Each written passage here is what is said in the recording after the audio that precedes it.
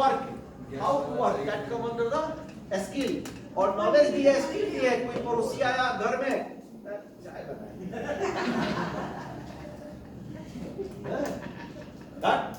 चाय नहीं बनाएंगे. This is attitude. You know how to make the tea. You are having the knowledge, you are having the skill, but you are not having the attitude. So without attitude, you cannot do anything. One thing if you are have, only one thing if you are having, that is a skill, you can do everything. Getting? Show the 3 point: knowledge, attitude, skill. This is this personal effectiveness. These 3 words are required. These 3 things are required for the personal effectiveness. But what is more required? That is attitude. See, और attitude क्या है? दिखाई नहीं देता है. Attitude क्या है? समुद्र के नीचे है. दिखाई क्या देगा? बहुत जानकार आदमी है, स्किलफुल है. एटीट्यूड दिखाई नहीं देगा. एटीट्यूड जब तक नजदीक नहीं जाएंगे दिखाई नहीं देगा, है ना. आप कहते रहेंगे लोगों को कि भाई आओ ना कभी चाय पीते हैं, आओ ना कभी चाय पीते हैं. जब चाहिएगा तभी पता चलेगा कि पिलाया कि न पिलाया. कैसा पिलाया, हाँ कैसा पिलाया, पिलाया कि नहीं पिलाया, कैसा पिलाया था की जरूरत थी, प्रेम से पिलाया कि नहीं पिलाया. दैट इज द इम्पोर्टेंट, है ना. तो attitude is the great thing. Attitude is the great thing. What are the part of the personal effectiveness? First is knowledge. Then S for skill, A for which one is the most important? Attitude. For attitude, are you having? You are required for having the PhD. For a skill, for attitude, you are required for PhD degree. No. For attitude, it is not required. For knowledge, yes, it is required. For skill, it may be required. Attitude, it doesn't require. इसीलिए कभी कभी चर्चा चलती है कि नेता को degree लेना जरूरी है कि नहीं है. नेता अनपढ़ भी होते हैं क्योंकि नेताओं के पास एटीट्यूड होता है. आप पीएचडी हैं, आप पीएचडी किए हैं, आप बहुत डॉक्टरेट के पांच चीजों में आपने डॉक्टरेट ले लिया है, और घर के पड़ोसी के बारे में भी आपको नहीं पता है कौन है पड़ोसी. पड़ोसी की समस्या में आप प्रतिभर काम नहीं आते, तो किस बात का आपका डिग्री? आपकी लीडरशिप बेकार है. लीडर क्या आदमी भी नहीं है, तो लीडर तो बात की बात है ना. तो लीडरशिप के लिए क्या जरूरी है? आपका एटीट्यूड. और एटीट्यूड पढ़ने लिखने से नहीं आता है. इसीलिए नेताओं के लिए पढ़ने की जरूरत नहीं है. नेताओं के लिए क्या जरूरत है? एटीट्यूड होना जरूरी है कि वो एटीट्यूड है कि नहीं. अगर उनके पास एटीट्यूड है वो सारा काम करा सकते हैं, है ना. नेताओं के लिए पढ़े लिखे आईएएस अफसर बन के जाते हैं उनकी सेवा करने के लिए. उनको पढ़ने की क्या जरूरत है? हमारे प्रधानमंत्री मोदी जी नहीं पढ़ाएगा, कितना पढ़ाएगा मोदी जी? अब वो अलग बात है. नेता तो ग्रेट है, दुनिया को बहुत मान रही है. उनकी पढ़ाई लिखाई. हमारे घर में बेरोजगार आदमी है, एमए पास किया हुआ, एमए पास किया हुआ बेरोजगार आदमी है, जिंदगी बीत गई उसकी. क्या मतलब उसे एमए का? यहाँ बीए पास करके डॉक्टर बन जाते हैं, बीए पास करने वाले आईएएस अफसर बन जाते हैं, तो फिर उसे एमए का क्या मतलब है ना. Attitude. So what are the elements of the personal effectiveness? How you become the effective person? What are the requirements? The first thing is the determination. What is determination? I will do it. I will do it. मैं करूँगा. Determination. मैं करूँगा. जैसे भी करूँगा. चाहे जैसे भी करूँगा. Confidence. Confidence. I will sure do it. मैं अवश्य ही करूँगा इसे, चाहे जैसे भी हो. मैं इसे करूँगा. Confidence. Strength and living. मैं एवरेस्ट पर चढ़ूंगा. मेरा स्पाइनल में प्रॉब्लम है, मेरा स्पाइनल में प्रॉब्लम है, एवरेस्ट पर चढ़ूंगा. ये तो जानना पड़ेगा ना कि हमारे वीकनेस क्या है, और वीकनेस के ऊपर काम करना पड़ेगा, तभी मैं एवरेस्ट पर चढ़ूंगा।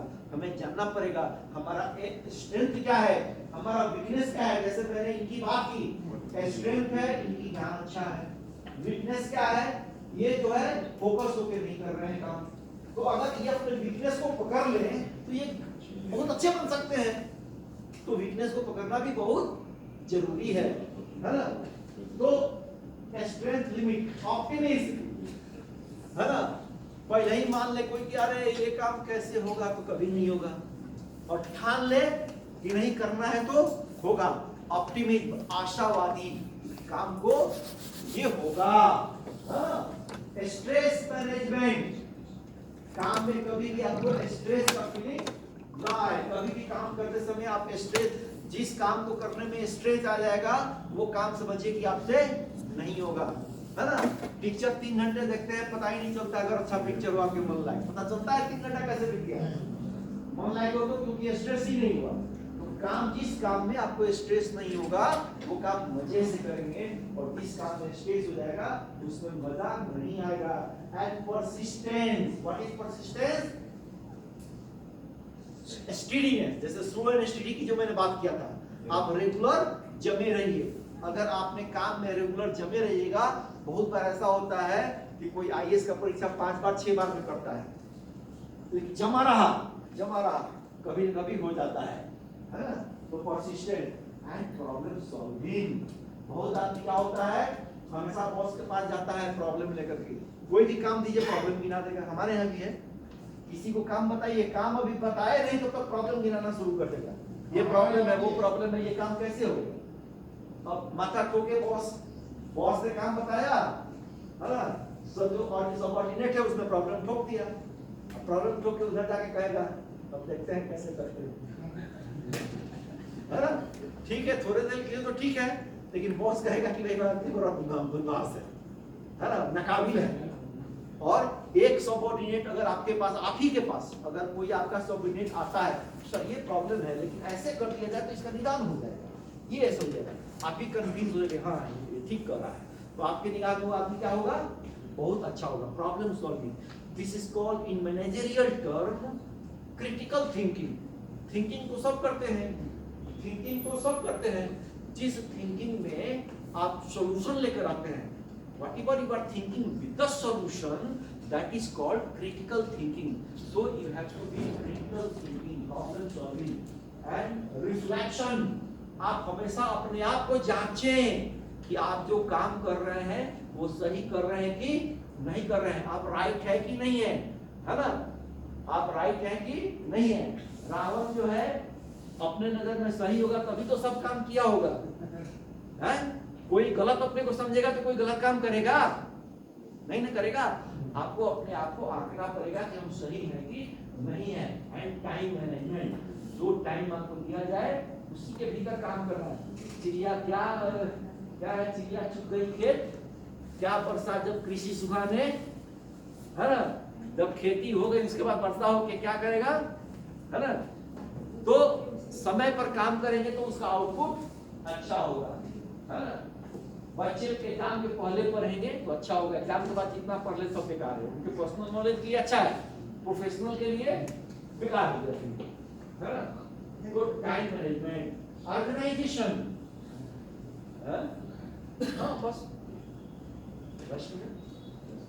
Okay. Time management, building habit, emotional intelligence. What is emotional intelligence? आपके पास कोई रोता हुआ आदमी आया, आप उसको अपने बिहेवियर से हंसा दे, खुश कर दे, यानी आपके पास इमोशन है, उसके पास भी इमोशन है, वो सैड इमोशन लेके आपके पास आता है, आप अपने इमोशन से उसके इमोशन को चेंज करके उसको हैप्पी बना दे, that is called emotional intelligency. बहुत ध्यान पर चलता है इमोशनल इंटेलिजेंसी, है ना। तो ये इमोशनल इंटेलिजेंसी है। तो लीडर को क्या क्या गुण आने चाहिए, उसका बहुत ज्यादा डिस्कस करने की जरूरत नहीं है। लीडर एंड मैनेजर, मैनेजर देखिए, मैनेजर कहाँ है, काम के पीछे है, करो करो करो करो। लीडर कहाँ है, सबसे आगे है, तो लीडर का रहेगा आगे, तो सब कोई उसके पीछे पीछे मोटिवेटर होकर काम करेगा। है ना। मैनेजर के लिए कोई मोटिवेटेड नहीं होगा। You have to become the leader if you want to be effective. Manager बड़ी पता है आपको क्या मैनेजर है ये इसको डिलीट करना पड़ेगा। किसको? मैनेजर करना पड़ेगा। तो लीडर क्या है? लीडर के फॉलोअर होते हैं। नहीं, दोनों के अलग अलग बात है। इसको पूरा एक क्लास हो सकता है अलग से, इतने छोटे 2 मिनट में समझाने वाली चीज नहीं है। ये तो बेसिक फंडा खाली बता रहे हैं, नहीं तो इसको पूरा एक सेशन हो सकता है लीडर है ना। लीडर क्या करता है? उसके फॉलोअर होते हैं। लीडर को कहने की जरूरत नहीं होती है, वो आगे आगे चलता है ना, पीछे पीछे सब चलता है। मैनेजर को कहने की जरूरत होती है क्योंकि उसके सबऑर्डिनेट होते हैं, है ना। मैनेजर के पास अथॉरिटी होती है, अधिकार होता है। लीडर के पास मोटिवेशनल पावर होता है ना। उसको अधिकार के साथ नहीं कहता है, लेकिन कह देता है तो लोग मान लेते हैं। लीडर क्या करता है? दिखाता है कि कैसे काम करना है। मैनेजर कहता है कि कैसे काम करना है ना। मैनेजर क्या करता है? React to change. Manager change होना नहीं चाहता है। मैनेजर तो चल रहा है। Leader create changes. समय के साथ लीडर जो है वो लीडर बदलना चाहता है, समय को पकड़ के समय के अनुसार चलना चाहता है ना। Leader manager try to be a hero. पूरे काम आप कीजिए, सबऑर्डिनेट का जो मैनेजर होगा वो जब हीरोशिप आएगा तो आगे आ जाएगा कि हाँ मैं, है ना, सारे काम का हीरो वो है। और लीडर क्या करता है? हीरो नहीं बनता है, सबको हीरो बनाता है ना, सबको हीरो बनाता है ना। Manager exercise power and manager exercises power and leader develop power।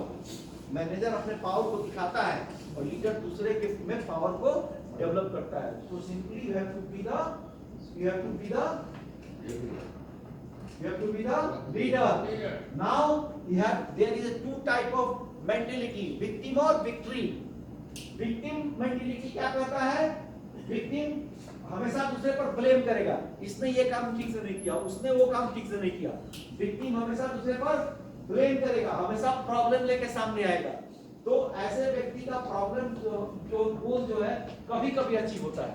जो विक्टिम माइंडसेट होते हैं ना वो हमेशा सफल नहीं होते हैं। जो विक्ट्री माइंडसेट होते हैं वो क्रिटिकल थिंकिंग वाले होते हैं, हमेशा सॉल्विंग नेचर के साथ सामने आते हैं और वो हमेशा अपने गोल में सक्सेसफुल होते हैं।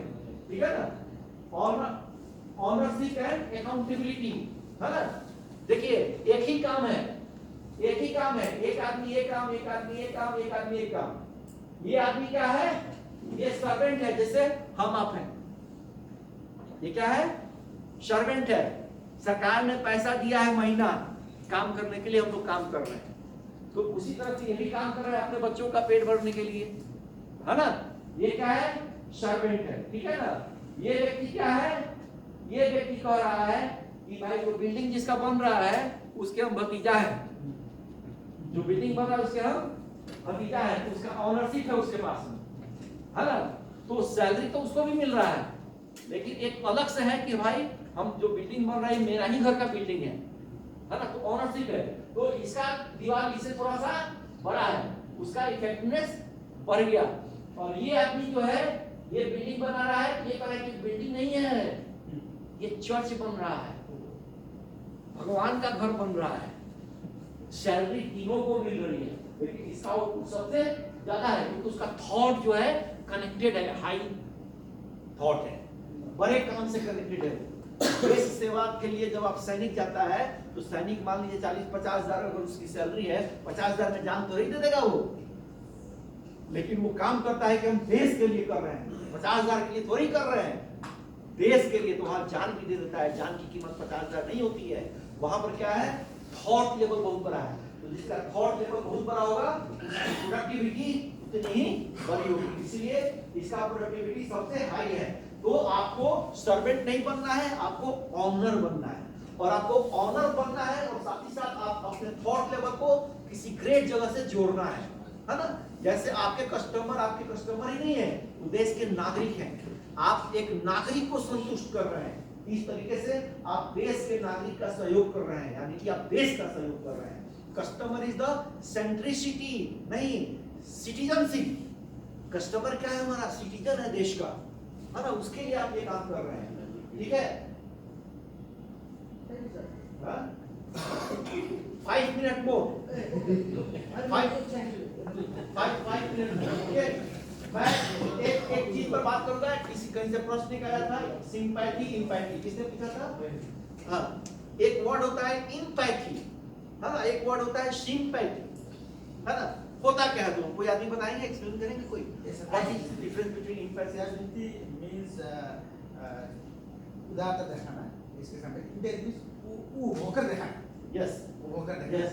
जैसे मान लीजिए एक भिखारी है और हम उसके पास से होकर गुजर रहे हैं, हमसे तो बहुत दुखी है बेचारा, बहुत दुखी है बेचारा, बड़ा अफसोस हो रहा है। कभी कभी 5 रुपया निकाले उसको दे दिया, आगे बढ़ गए। एक आदमी आया, वो भिखारी को देखा तो खुद भिखारी की जगह पर जाके सोचने लगा, कितना कष्ट है इसको, हम रहते तो, अगर इसकी जगह हम रहते तो कितना कष्ट देना पड़ता। यानी उसके पूरे कष्ट को अपने ऊपर ला दिया, है ना। तो दूसरे के कष्ट को, जैसे आपका कस्टमर आपके पास आया, खाली आप कस्टमर का प्रश्न सुन करके आप उसका रिस्पांस कर रहे हैं, उसके प्रॉब्लम को सॉल्व कर रहे हैं, दैट इज सिंपैथी। और कस्टमर आपके पास आया, उसकी समस्या खुद आप कस्टमर बन जाएगी, खुद आप कस्टमर बन जाएगी, है ना, और उसकी समस्या को समझें कस्टमर बन करके, दैट इज कॉल्ड सिंपैथी।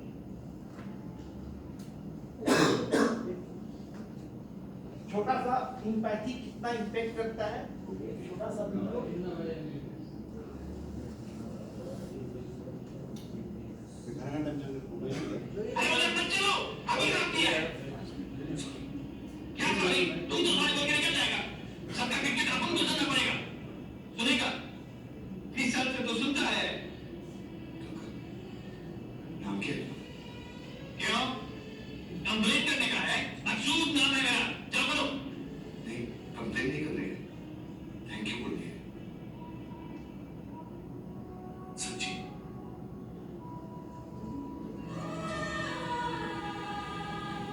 मस्त काम करते हैं मुझसे।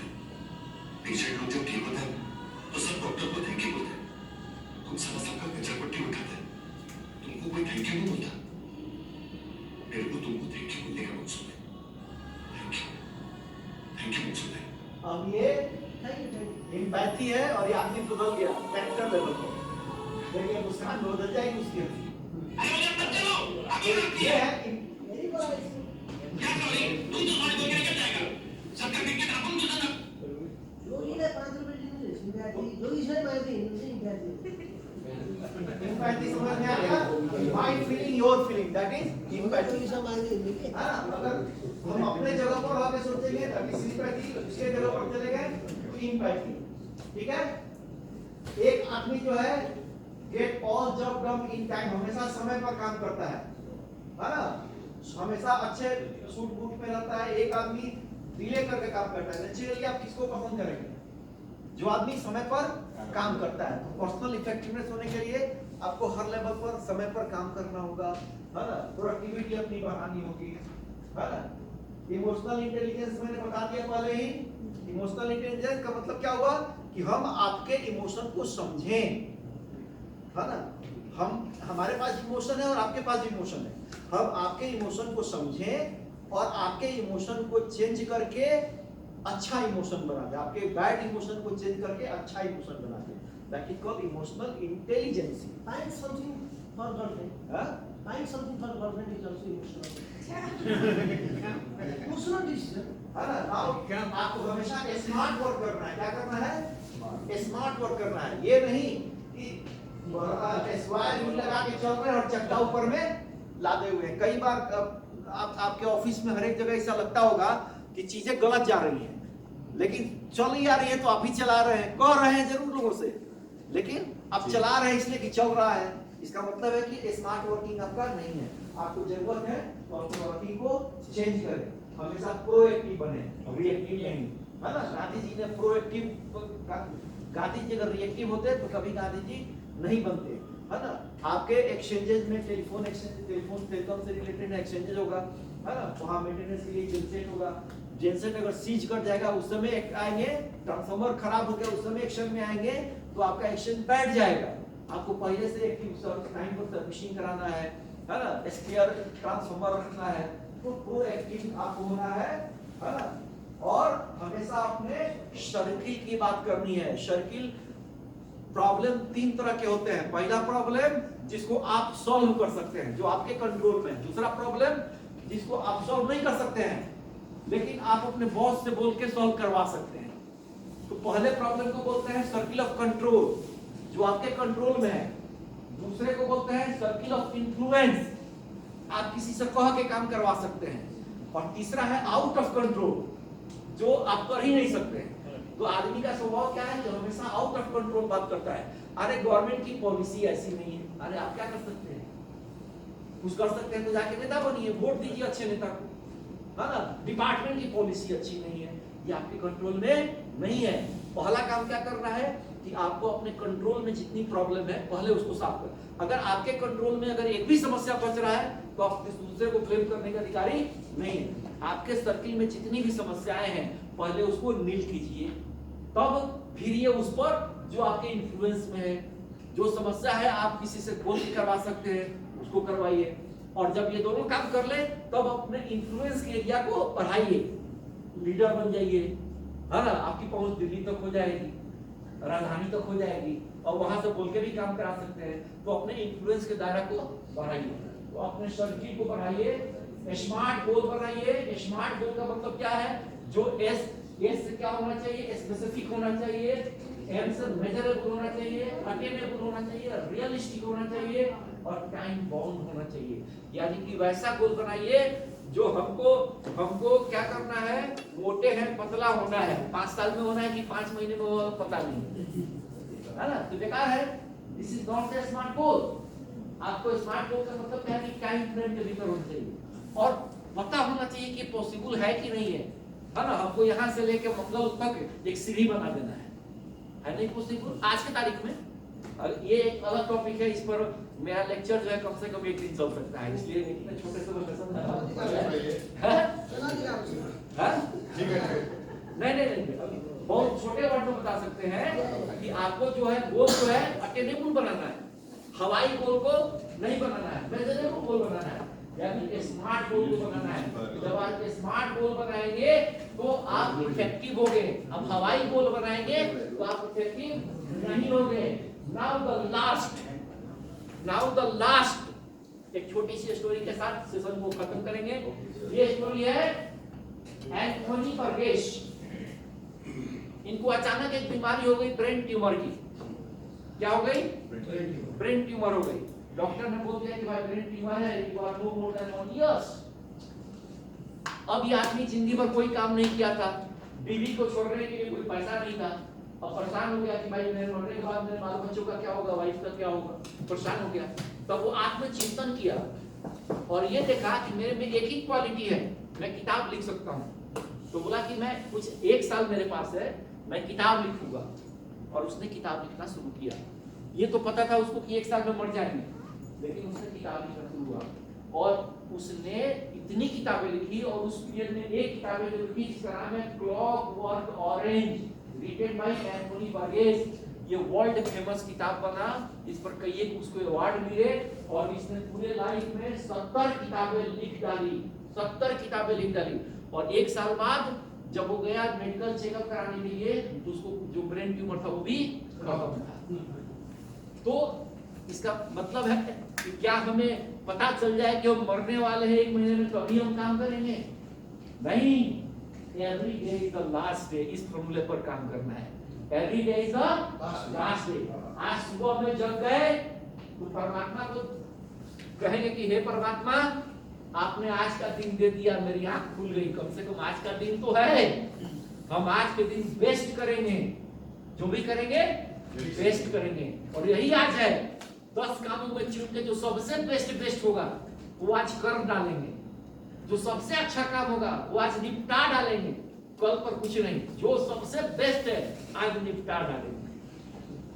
जो निपटा सो गए, फिर सुबह उठिए तो देखिए 1 दिन और मिल गया भगवान, 1 दिन और मिल गया।